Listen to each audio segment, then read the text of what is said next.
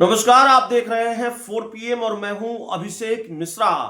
NDA में seat sharing के फॉर्मूले को लेकर या एनडीए में सीट शेयरिंग को लेकर जो सबसे बड़ा बयान आया वो भारतीय जनता पार्टी के प्रदेश अध्यक्ष दिलीप जायसवाल का आया। बिहार के पूर्व मुख्यमंत्री और केंद्रीय मंत्री जीतन राम मांझी ने मांग की कि 20 विधानसभा की सीटें चाहिए और जीतन राम मांझी के इस बयान पर बीजेपी के प्रदेश अध्यक्ष दिलीप जायसवाल ने दो टूक कहा, सीटों का बंटवारा तो हो चुका है एनडीए में।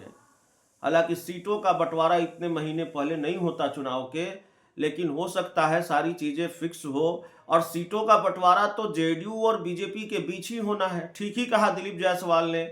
चिराग पासवान और उपेंद्र कुशवाहा और जीतन राम मांझी सीट शेयरिंग में कहीं है ही नहीं। जेडीयू बीजेपी के बीच सीटों का बंटवारा होगा और कुछ सीटों पर, अपनी सीटों पर एक सहयोगी दल को जेडीयू एडजस्ट करेगी और बाकी सहयोगी दलों को अपनी सीटों में से बीजेपी देगी। तो वाकई सीटों का एडजस्टमेंट हो चुका है, सीटों का बंटवारा हो चुका है। अब ये अलग बात है कि जीतन राम मांझी 20 सीट मांग रहे हैं, कोई 60-70 सीट मांग रहा है। उपेंद्र कुशवाहा की डिमांड भी 10-15 सीटों की है ही, उससे ज़्यादा की ही है। तो सीट शेयरिंग को लेकर एक खबर हमने आपको दिखाई। कल हमने आपको बताया कि एनडीए में जो सीट शेयरिंग का फॉर्मूला रहने वाला है वो 2020 के विधानसभा चुनाव का ही फॉर्मूला होगा। 2020 के विधानसभा चुनाव में 122 सीटों पर 122 सीटें जेडीयू को मिली थी। 115 सीटों पर जेडीयू ने चुनाव लड़ा था और 7 सीटें जेडीयू ने अपने कोटे से जीतन राम मांझी को दी थी। यानी कि जेडीयू ने अपने कोटे से जीतन राम मांझी को एडजस्ट किया था। बाकी बची सीटें बीजेपी को मिली थी और बीजेपी ने अपने कोटे से 9 सीटें मुकेश सहनी को दी थी। तो एक सहयोगी दल को बीजेपी ने एडजस्ट किया, एक सहयोगी दल को जेडीयू ने एडजस्ट किया। अब यहां मुकेश सहनी तो नहीं है, लेकिन जीतन राम मांझी भी है, उपेंद्र कुशवाहा है और चिराग पासवान भी हैं। तो सहयोगी दल ज़्यादा हैं। तो जेडीयू कितने सहयोगी दलों को एडजस्ट करेगी और बीजेपी कितने सहयोगी दलों को एडजस्ट करेगी। तो हमने आपको कल ही बताया कि सीट शेयरिंग का जो फॉर्मूला होगा वो ये होगा कि जेडीयू 122 सीटें फिर ले और 5 या 7 सीटों पर जीतन राम मांझी को एडजस्ट करे। जीतन राम मांझी की बात थोड़ी और ठीक बनी तो 10 सीटें भी जीतन राम मांझी को मिल सकती है, लेकिन कम से कम 110 या 12 सीटों पर जेडीयू चुनाव लड़ेगी ही लड़ेगी। तो ये बात हम आपको कल बता चुके हैं, लेकिन हमारी इस खबर पर मुहर लगती हुई दिखाई दे रही है और मुहर लगाने वाली, खबर पर मुहर लगाने वाली एक तस्वीर सामने आ गई है और वो तस्वीर आपकी स्क्रीन पर है। बिहार के पूर्व मुख्यमंत्री और केंद्रीय मंत्री जीतन राम मांझी नीतीश कुमार से मिले हैं।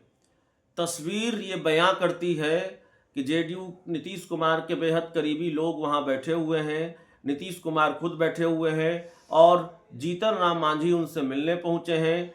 बहुत सौहार्दपूर्ण वातावरण में नीतीश कुमार और जीतन राम मांझी के बीच मुलाकात हुई है। तो ये नीतीश कुमार की दलित पॉलिटिक्स है, दलित नेता या दलित वोट बैंक को साधने की कोशिश भी इसको कही जा सकती है। जीतन राम मांझी नाराज थे, उनको फिर मना लिया है। दरअसल नीतीश कुमार से जीतन राम मांझी की नाराजगी की 2 वजह। एक तो इंडिया गठबंधन में जब नीतीश कुमार थे तो जीतन राम मांझी के सामने उन्होंने प्रस्ताव रखा कि भाई या तो आप अपनी पार्टी का विलय कीजिए या इंडिया गठबंधन से अलग हो जाइए। गठबंधन से बाहर का रास्ता जीतन राम मांझी को दिखा दिया क्योंकि जीतन राम मांझी ने विलय नहीं किया। तो वो दर्द नहीं भूले जीतन राम मांझी, उसका गुस्सा, उसकी नाराजगी। और एक बार विधानसभा में, उसके बाद विधानसभा में जीतन राम मांझी को लेकर नीतीश कुमार ने सीधे कह दिया कि मेरी मूर्खता से आप मुख्यमंत्री बने थे, मेरी मूर्खता थी कि मैंने आपको मुख्यमंत्री बनाया, या मेरी मूर्खता से आप मुख्यमंत्री बने थे। अब इसको दलितों के अपमान से जोड़ दिया गया, दलित नेता के अपमान से जोड़ा गया। बीजेपी ने भी इस मुद्दे को खूब उठाया। जीतन राम मांझी भी पटना से लेकर दिल्ली तक आंदोलन के मूड में, और पटना से लेकर दिल्ली की सियासत भी जीतन राम मांझी ने गरमा दी।